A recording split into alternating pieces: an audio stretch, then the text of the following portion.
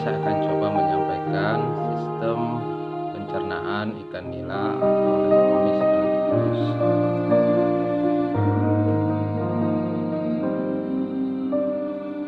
Saluran pencernaan ikan yang pertama ialah mulut. Mulut merupakan bagian depan dari saluran pencernaan yang berfungsi untuk mengambil makanan dan menelan tanpa ada perubahan.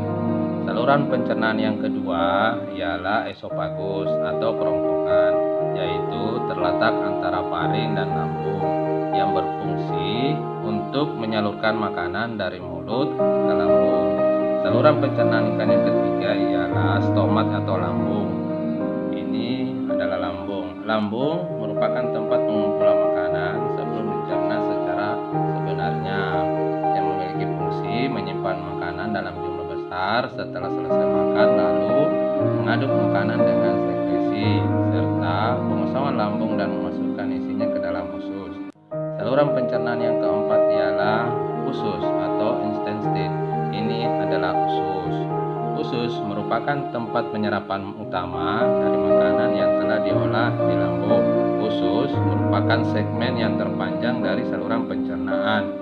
Pada ikan nila memiliki panjang usus mencapai 15 kali dari panjang tubuhnya karena ikan ini termasuk ikan herbivore. Saluran pencernaan ikan yang kelima adalah rektum. Ini adalah rektum.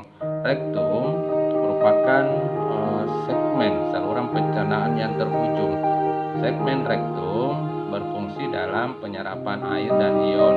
Adanya penyerapan air ini dapat dilihat dari kondisi feses yang umumnya berbentuk kompak, berbeda dengan keadaannya ketika masih terdapat dalam usus bagian belakang. Saluran pencernaan ikan yang terakhir ialah anus. Ini adalah anus. Anus merupakan tempat bermuaranya saluran pencernaan keluar dari dalam tubuh dan merupakan ujung dari saluran pencernaan.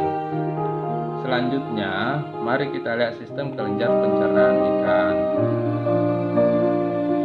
Kelenjar pencernaan pada ikan terdiri atas lambung, hati, dan pankreas. Organ tersebut mensekresi dan kemudian digunakan dalam proses pencernaan makanan. Kelenjar pencernaan yang pertama ialah hati atau hepar. Hati merupakan organ penting yang mensekresikan bahan-bahan untuk proses pencernaan. Organ ini berjumlah sepasang dan berwarna merah kecoklatan.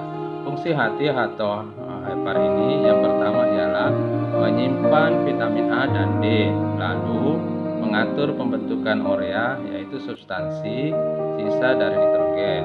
Yang ketiga, tempat menyimpan lemak dan glikon serta sebagai penghancur sel darah merah dan kimia darah.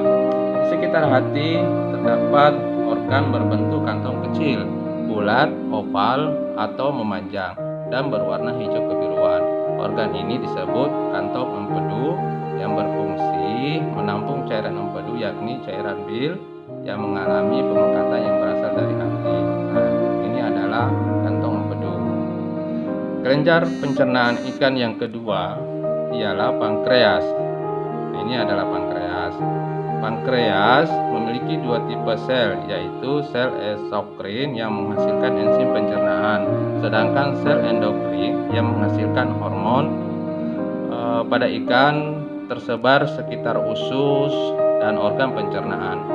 Hasil utama pankreas bagian eksokrin ialah enzim pencernaan, yaitu enzim protease, amilase, chitinase, dan lipase. Kelenjar pencernaan ikan yang ketiga ialah lambung.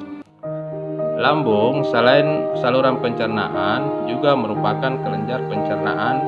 Pada lambung terdapat sel enterokrin yang menghasilkan hormon gastrointestinal, antara lain gastrin yang berperan dalam menstimulasi sekresi asam klorida, mucus, enzim pepsin, dan pergerakan lambung.